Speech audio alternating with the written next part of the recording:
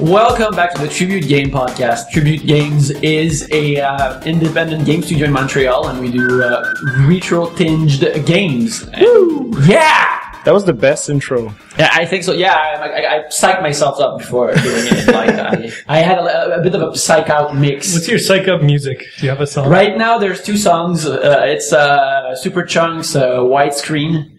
Indochin's L'Aventurier, which is a song about Bob Moran, which is pretty good. It's pretty kick-ass. So yeah, I have a Psych Out Mix, and my name is Yannick Belzil. I'm the social media person at Tribute Games, and I'm also a writer.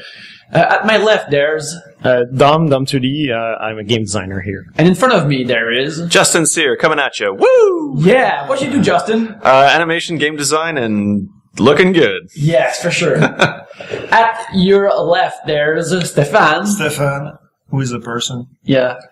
I'm a nice person. Yes. I'm watching Downton Abbey right now, so. Okay, so I'm a nice person. Mr. Bates. He's an artist. and he's an artist. And to my right, we have... I'm Carl Kerschel. I'm a comic book artist. Dig it. Dig it. Yeah, well, we're trying to bring in the energy today.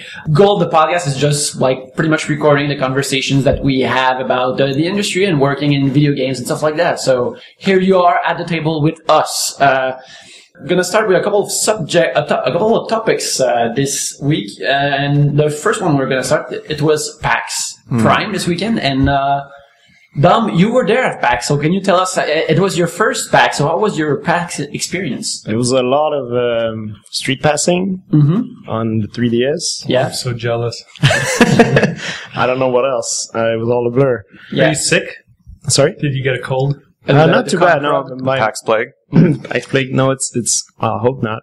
It's mostly my voice is kind of broken, because I've been speaking for 4 days explaining the game that I was showing Too there. much partying. Yeah, a little bit of that. But don't worry, if you had the PAX Plague, you would know, because when Tribute Games went to PAX last spring, I was the one in the group that got the PAX Plague. And you immediately know, because you're at your booth and you're minding your business, you're showing the game to a person, and suddenly it hits you, you feel sicklish. You start thinking about how everyone has a smartphone in here and someone could film you vomiting at your own booth. And that's what I'm sure it's happened. Yeah, well, I was really afraid of, because we were all wearing Mercenary Kings t-shirt, we were the only people. So someone could film me vomiting and go, wow, look, he played his own game, or something like that. But I was afraid of it. But why were you at PAX, Dominic? Oh, I was showing a game I'm making in my spare time called Close Castles. I'm making it with a dude called Asher Vollmer, who's the designer behind Threes and Puzzle Juice, both iOS games that have had some success, and now he's trying something a little bit different by doing a console game. And it was super fun to show. Like, it's kind of a simple RTS kind of thing on a grid. We had a little tutorial in there that taught the players how to play it, so we didn't have much work to do except just welcome people in and have fun talking to people. So that was pretty much the bulk of your PAX experience, like just ushering people in and play and show them how to play the game and encouraging them and talking to reporters and stuff like that. Yeah, I guess I didn't have the real PAX experience, like the waiting in line to play games that are coming out in 2 months. But I did see a lot of people doing that for, I don't know, Bloodborne or Smash Bros. Or stuff like that. Was this your first PAX? Yeah, it was my first PAX. I think I had a really good experience because we were well organized. Like we were maybe 5 people manning the booth, so we could take the time to breathe and like take it in and be chill about it. But some people next to us were like 2 people to man a booth with 2 screens and 2 games, and they seemed to have lost it after 2 days. Sorry, I thought you said we had time to breed. Breathe. Yes. That doesn't take that long. What's required of you in terms of getting to PAX? Is it hard? I mean, is there a long waiting list? Are the tables expensive? Do they curate it, or is it just? So I guess supply? we got lucky. We got in the Indie Mega Booth, which is a kind of a large part of the main floor dedicated to indie games. But it had a selection process that I don't know what it was, but someone at PAX is running the Indie Game Mega Booth, or is it like, I know at different comic shows like in San Diego or whatever, there could be a big chunk of or like several tables full of sort of like-minded people or small publishers, and usually San Diego will rent you all that space, but usually some publisher is kind of controlling it. So I don't know if PAX was running that whole area, or if maybe it was a certain indie publisher who was kind of like vetting it or inviting friends in to join them. I think it's an organization who does that. I don't remember who started it, but I think it was Robin Hunicke. She used to work at that game company, if I'm correct, but I'm not sure about what I'm saying. And it grew really big. Like, it got super popular because it gave games a lot of visibility. Because otherwise, you have to pay for a space on the floor, and you have to take care of everything yourself. But we were very well taken care of. There probably were some fees that I don't know about, because Asher was paying everything with his $1 billion that he made on his mobile games. Money. Yes. But yeah, it was pretty sweet. And the people getting there are not confused, because upstairs on another floor there were more indie games, but split between like t-shirt shops and figurine companies and board game companies. It was kind of more confusing. But Indie Mega Boot was focused on indie games, and good indie games too. That must be getting more popular with every show. Yeah, for sure. It's getting bigger. I'm kind of hoping that they do their own thing. Like outside of PAX. It's cool that it's part of PAX, because you get the people that are there for other stuff to kind of go in the Indie Mega Booth and realize that there's more than just Evolve and Far Cry 4 and those kind of games. So, I don't know. It would be cool to have indie PAX in some way. Mm-hmm. Didn't PAX kind of start out that way? Or was it always large publishers? I think it was actually like, well, it was Penny Arcade that started it. It was a fan expo though, right? Yeah, because there was like a year where like E3 wasn't happening. Like they kind of called it off. And so they just kind of organized their own event in the absence of a real E3. And then they really kind of took over. Like there still is an E3. There's both events now, but E3 is more of like a trade show, whereas PAX is more of like indie friendly and open to the public. Know that PAX is sort of turning into another trade show. That's what it feels like. Yeah, but until they like bar it from the public, then it'll probably, still be a fan favorite, because that's like the big difference. You had to be part of the industry. And like we used to go to E3s and stuff, but like people that like worked at like GameStop got treated like royalty. You'd queue up for 2 hours and then they'd close down the booth and say, sorry, we have to let these people in. So I guess the other difference with E3 is I didn't see that much media at PAX. Like there's a little bit of media, but it's not. E3 is about showing the new games and the new demos and all that. PAX, there's a little bit of that, but it's mostly just public facing. Which is, I think, a good thing in a way, because we got to speak with the players that were interested in our kind of game. Right. Who's the coolest person you met at PAX? You asked me already. Yeah, I know, but they don't know. I know. So we got Tim Schafer to play our game, which was kind of epic in my mind.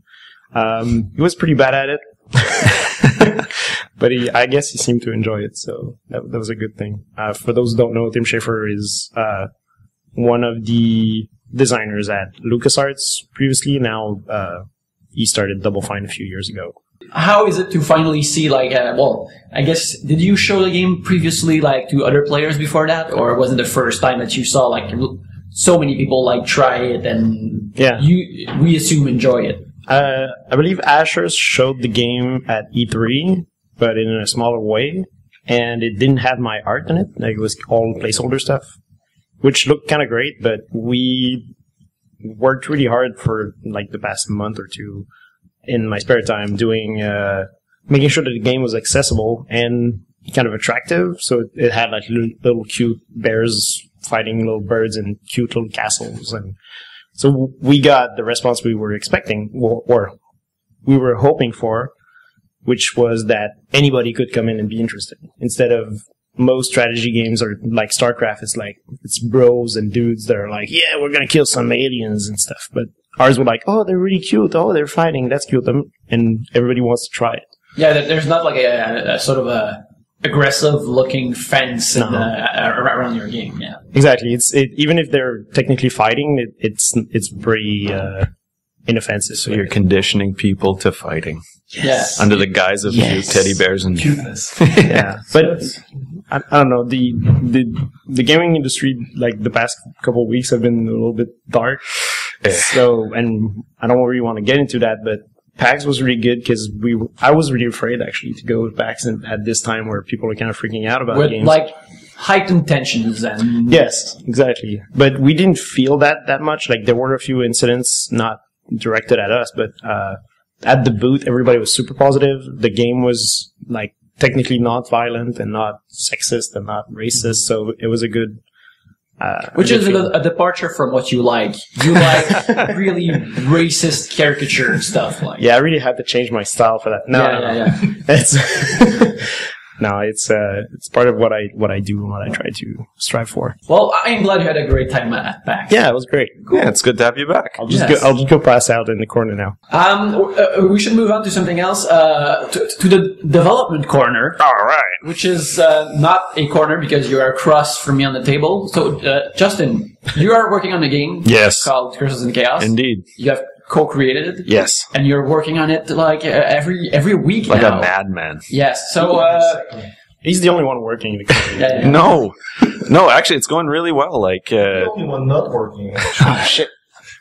Pick up the slack, man. No, it's going really good. Like, I think now we can officially say we're like in full swing production. Like, there's no more pre-production and we're just creating content. Well, if I may ask, what's the line between pre-production and full production on a game? I think it's like when you've got like your feature complete, like when you're not adding new things that you have to test out, and it's just like basically making your levels. Like when that's sort of like the bulk of what you have to do, that's when you sort of cross over. Like okay, with stages of game development, you usually have like a pitch.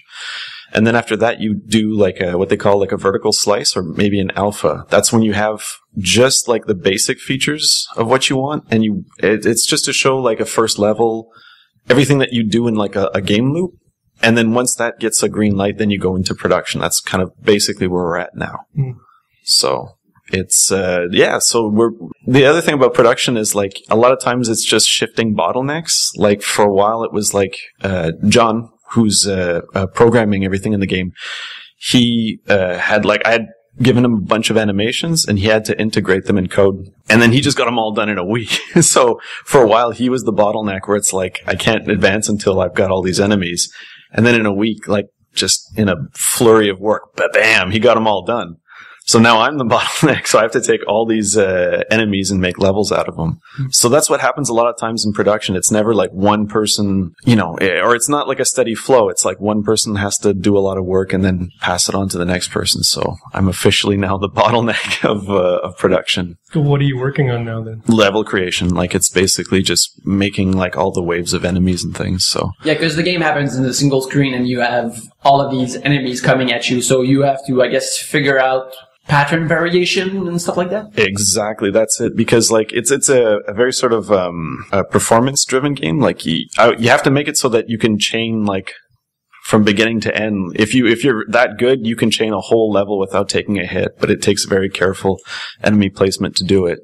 But in the end, we want to have like rewards for encouraging people to play really well. So it's a very tedious process. Like you have to basically place enemies like maybe 2 or 3 at a time, play, and then realize, okay, that's good. Oh no, they're too far apart. There's too much of a delay, or no, this doesn't work out, and then go back and test. It's a very tedious and long process. It's not unlike drawing or any other craft. It's like there's no shortcut to it. You just have to work really hard at it. Are those waves dynamic, or are they kind of the same? It's going to be static, but it's the thing that comes up enough times where people are like, yeah, maybe we should have like a mode where things are just going to be sort of randomly. So that is an extra mode that we're going to have at the end. But so you could, if you could just sort of memorize the level. Yeah, but even like a level like I haven't played from like a week ago, I come back to it and like I'm lost. Mm-hmm. Like because it's very, very intense too. Like it's a very quick paced game. So yeah, that's the point, is you want to kind of have people memorize things and perfect it. Like I'm hoping that's kind of the charm of it, but it is really tough. So that's where all the careful enemy placement comes into. There's still enough randomness with the weapon pickups. That's right. And all the special moves you can do and stuff. So yeah, that's kind of the neat thing, is that even though it's very static, like you say, just the small variants can, set you on a different course altogether. And that's, I think, where I'm hoping is going to be a lot of the fun of the game too, is in like totally mastering it. Because it's going to be a very short game, but being so short and intense, I'm hoping people are going to want to play it over and over again and try and perfect it. I didn't mean to say that the static element was negative thing. Oh, no. I'm Yeah. just interested in the idea of, from a design standpoint, like that's a choice Yeah. you make. Like, okay, we're going to approach it Absolutely. this way. But again, we hear it enough where it's like, yeah, then we could probably see if we can do it where we can have like dynamic enemy placement too. So there is going to be this like extra mode where there's going to be something very cool to collect at the end. And it's just basically like an endless mode where it's like survive, basically pure chaos and see how long you can survive. Because right now the waves last at most 10 minutes. But, we're going to see if we can have one like, how long can we have people last? Maybe an hour? I don't The know. background just slowly morphs into a Lovecraftian abstract hell. That's exactly what's happening in that level. So that's really cool that you kind of, for whatever reason, clued into that. But yeah, that's exactly what's happening in that mode. So we're very excited to see it. And Hellish vision with a big, You're just losing your mind as you... big Tulu thing. Yeah. Strolling down in the back all during the whole level. yeah, And then It looks pretty awesome, but pretty gross as well. Like so many eyes. but yeah, there's a lot of stuff happening too. Like Yannick is working on the story. He's doing a bang up job right That's now. right. Yeah. Yeah, it's Congratulations. Steph's Could working. not happen without you. Steph's working on the intro again. Just aces, and so it's fun. It's like that's what really makes it fun coming into work is like seeing all this progress and things. And even despite being in a very sort of like small enclosed area, we still have like these cubicles, so we don't see like maybe there's like a whole day or 2 days that go by where you don't see, and then you just peek over and like, wow, that's all this cool stuff's happening. So it's fun.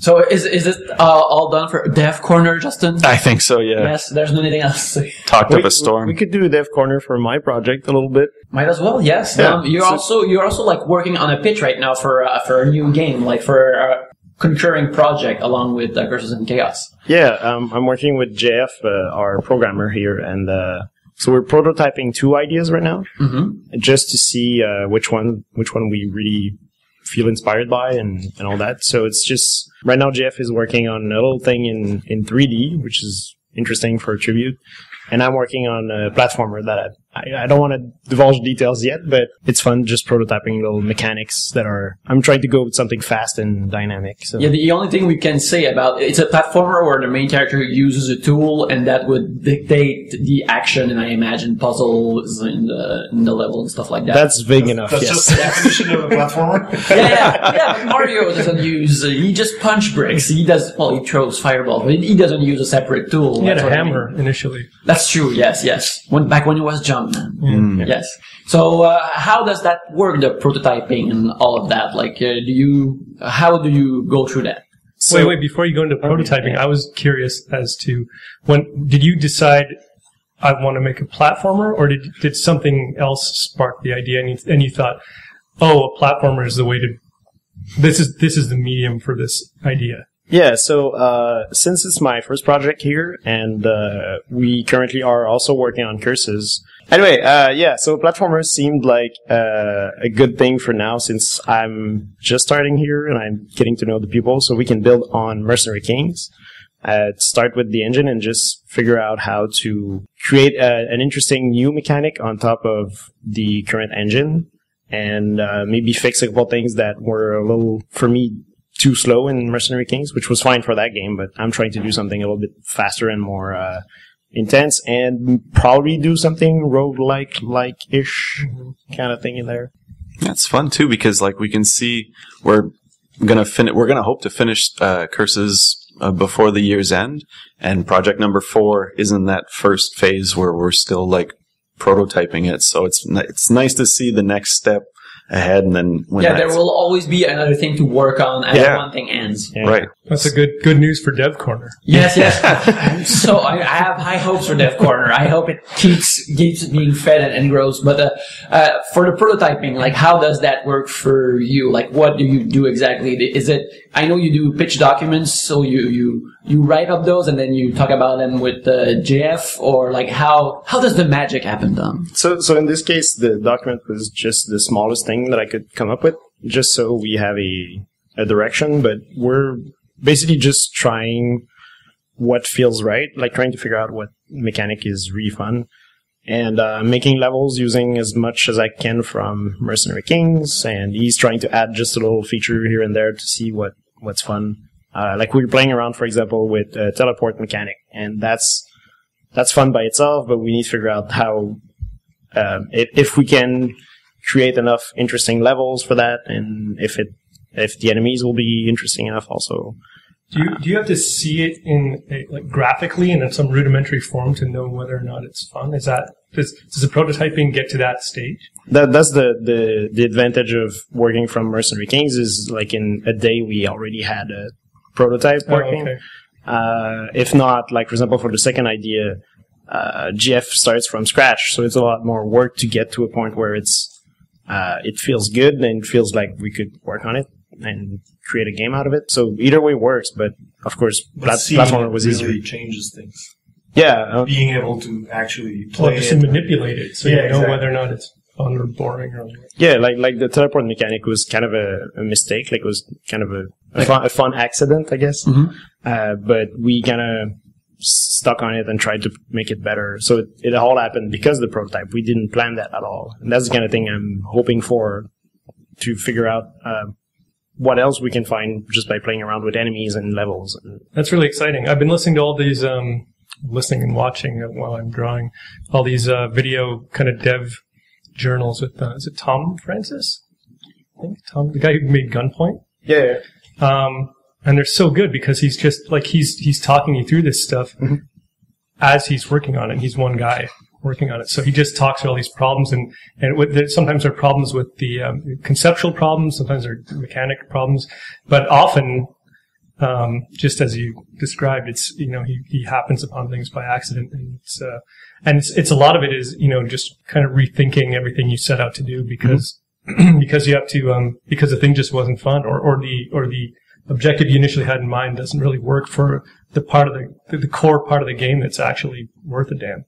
Yeah, exactly. And that's why it's fun to finally work with JF on that, because we have a good back and forth of, hey, this is kind of fun, or he has an idea for a weapon that is super dynamic, and he just tries it out, and that's fine, that's cool, and we're always interested in the next thing that we can find. Yeah, it's always really gratifying when the puzzle pieces come together and actually create a nice image, like for the opening of Curses and Chaos, which is will be animated a bit like Mercenary Kings. I initially wrote something and then I give it to Stefan, and then Stefan comes up with better visual ideas to communicate the same things. So yeah. I get real thrilled about it because this is much better, and it makes me look smart. It's almost like I came up with it, so I like it even more. It's even greater that way. Oh, that's good. But the videos you just mentioned, where can you find those? They're all on YouTube. Well, if you go to he has his own website, but there's also a Gunpoint. It's probably like gunpointgame.com or gunpoint.com, and all of the one of the interesting things I thought was.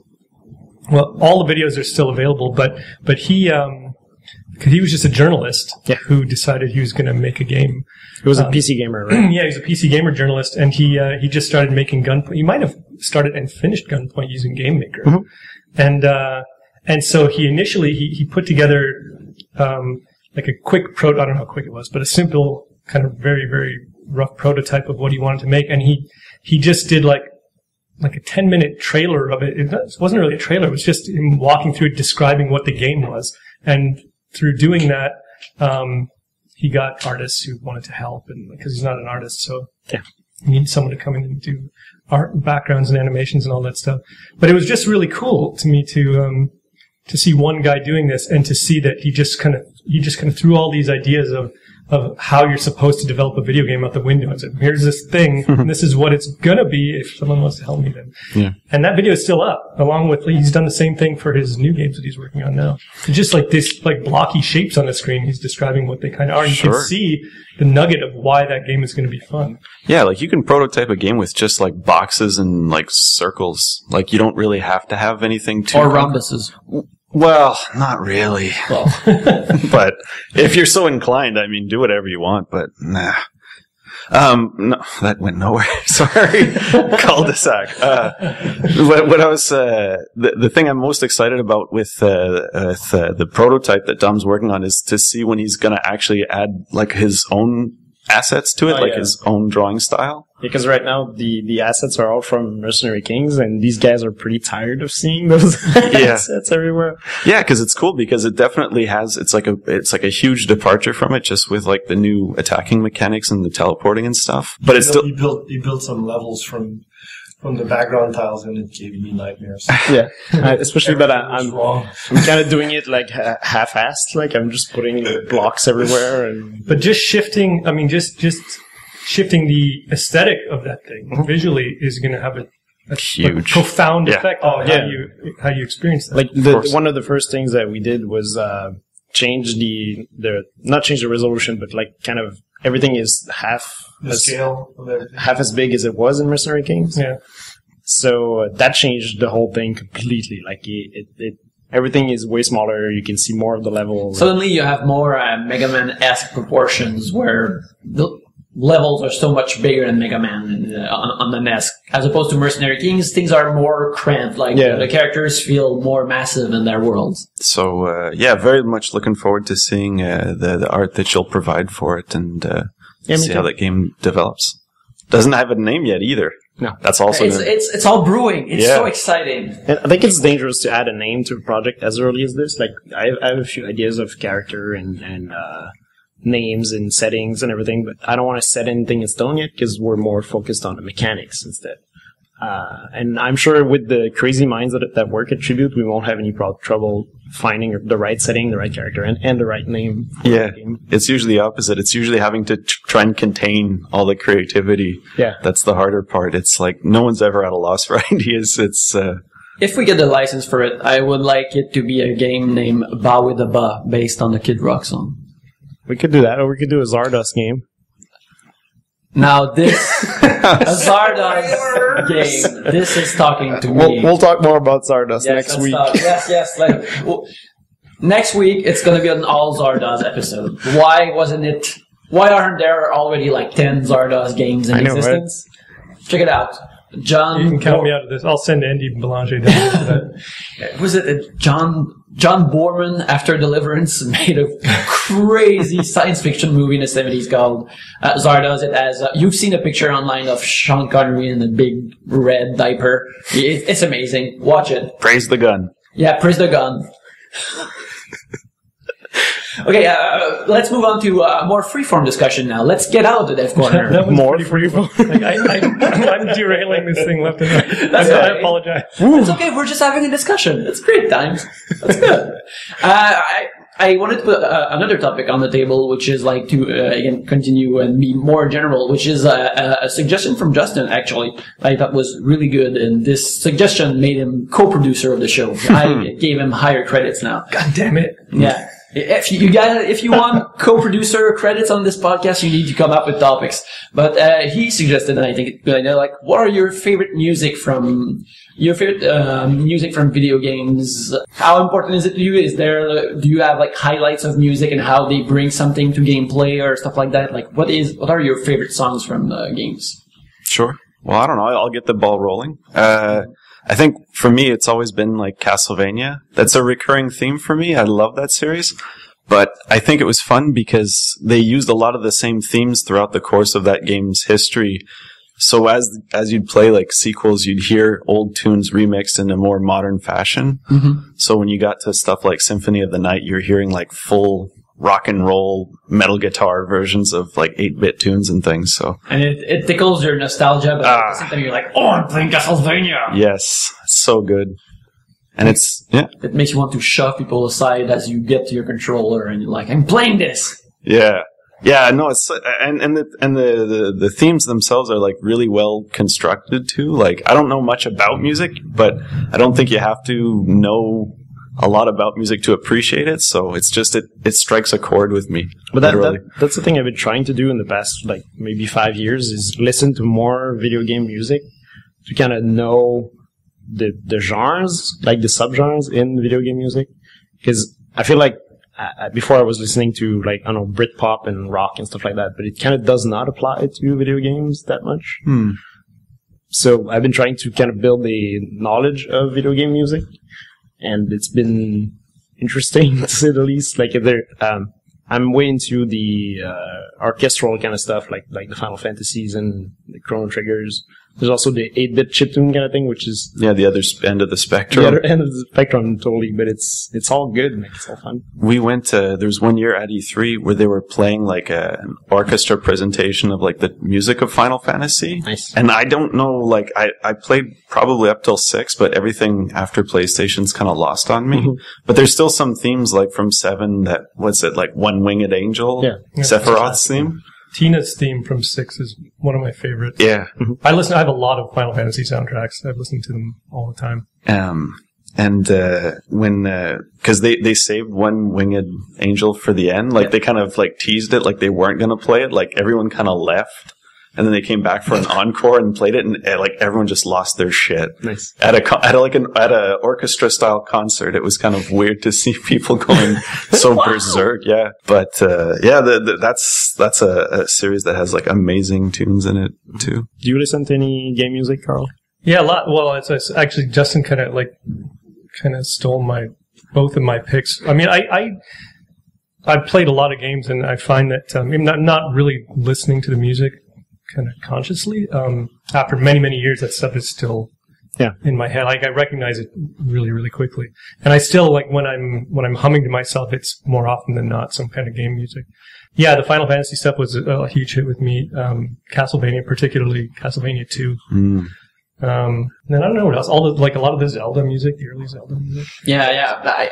I see really music as pretty much as movie soundtracking, where it creates emotion, and something like when you just start the original Zelda on the NES, that version of the theme is like half of how you feel about that universe, because it's sort of sad, yet there's a drive through it, and then there's the actual theme that starts where there's like the Zelda overworld theme is the best. It's probably one of the best, like, let's go have an adventure theme, which for me is what I need out of the great video game music, which I guess a lot of old games really had, is you're playing this, you're going on an adventure, and that theme is perfect for that for me. There's that, and the Moon theme from DuckTales are both like 100% awesomeness of almost like let's have a hopeful, optimistic adventure, and it might as well be magic. What it does to my brain, and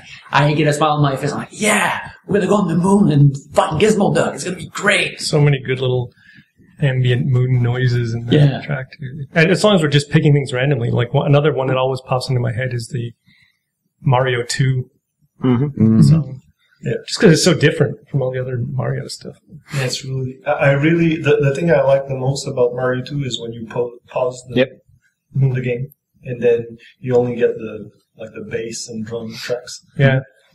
I think it's really wonderful. I wish we could do that on every game we make, and never happened yet. That game is it's kind of unsung. I mean, it's such a wonderful small package, you know. Yeah. It doesn't feel like it doesn't overstay its welcome. It's just this sort of beautiful. Do you guys remember the last song, like the song that plays when the credits roll? Like when you're sleeping? I would know it if I heard it. I can't think of it. Yeah. So that song was the theme song for Doki Doki Panic, the original Mario Brothers 2 game.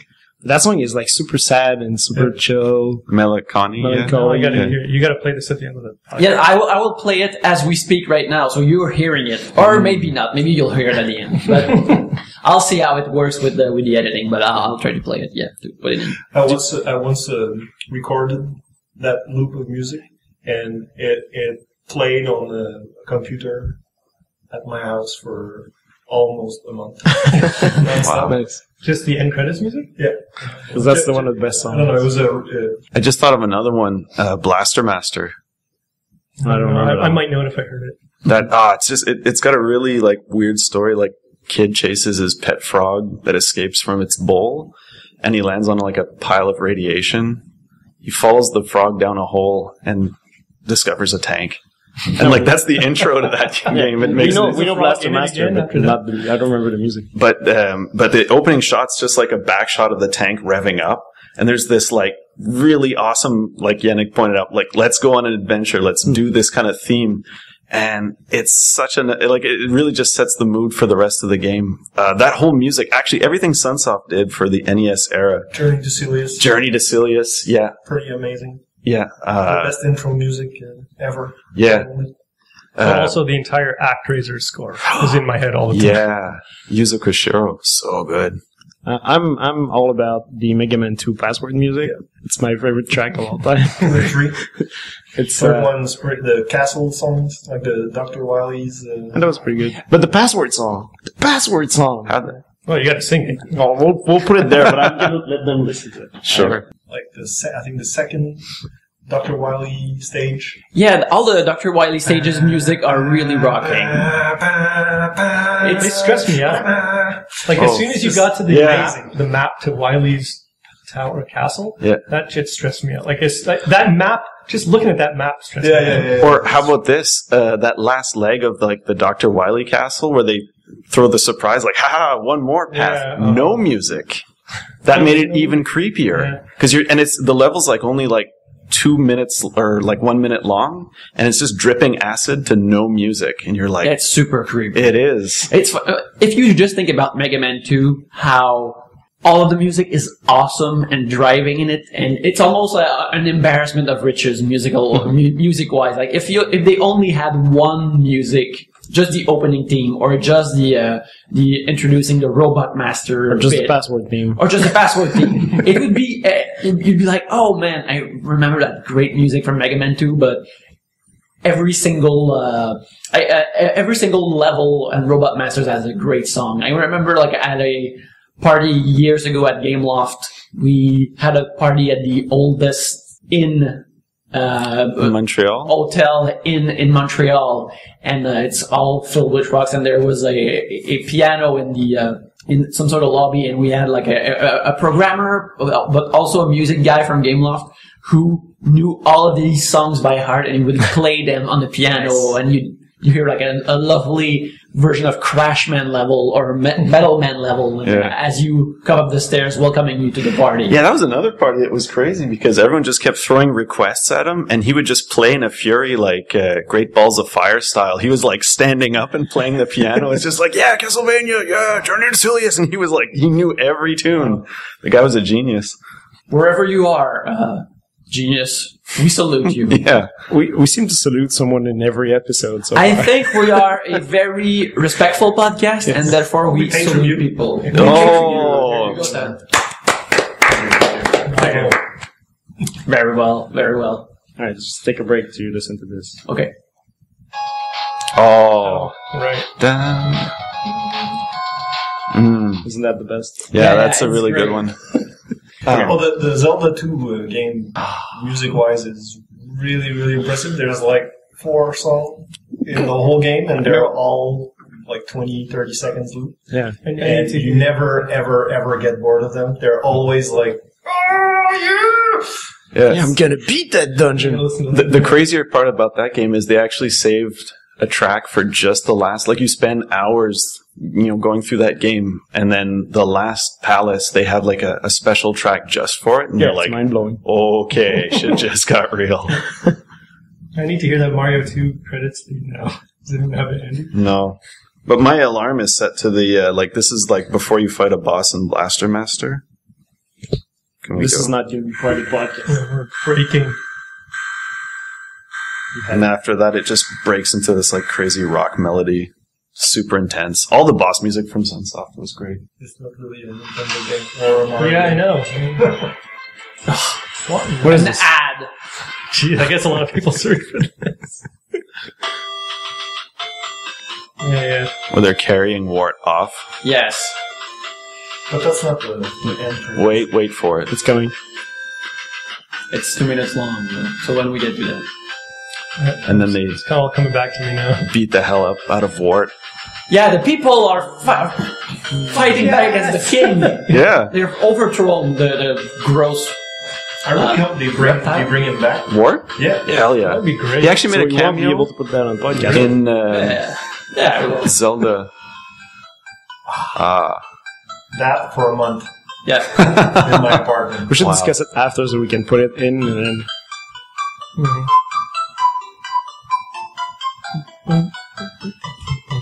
Guys, I'm having fun, but maybe we should end the podcast right now. Good night. Good night, guys. It was all a dream. Yeah. I love that game. I want to play it again. So good. I know what I'm playing tonight. I think I'm gonna stream it tonight. Justin, you have to leave, so we'll close out the podcast right now, I believe. All right. Is Thanks, everyone- everybody. Yeah, but you can speak in front of Mike. Justin, you're leaving. Yes. What are you going to see? Me and John are going to go watch Tim and Eric with Dr. Stephen Brule. Nice. Okay, so where can we find you on the internet this week? Justin_Sear at Twitter. Again. At Twitter. Excellent. Stefan, where can we find you on the internet? Nowhere? Yeah. You leave no digital print? Yeah, probably. Yeah, okay. It's just too complicated to explain. Carl, where can we find your work on the internet? You can find everything at Carl Kerschel on Twitter, Tumblr. It's all the same. See, that's the proper way to say it. Yeah. Not at Twitter. It's at your name on Twitter. Exactly. And soon on the stands. And soon on the stands, yeah. Gotham Academy comes out October 1st. So excited. Issue 1, yeah. Dom, where can we find you on the internet this week? At Dom2D on Twitter, and if you want to check out Closed Castles, it's at closecastles.com. Awesome. You can find me at Yannick Belzil. You can find Tribute Games at Tribute Games or on tributegames.com. Tribute Games, Tribute Games, Tribute Games. Just type in Tribute Games and you'll find us. You'll find this podcast. You'll find our games. Our games that are currently available. We have Wizorb, which is a fun block breaker game, and there's Mercenary Kings, which is a fun run and gun platformy game with crafting elements. So please check that out.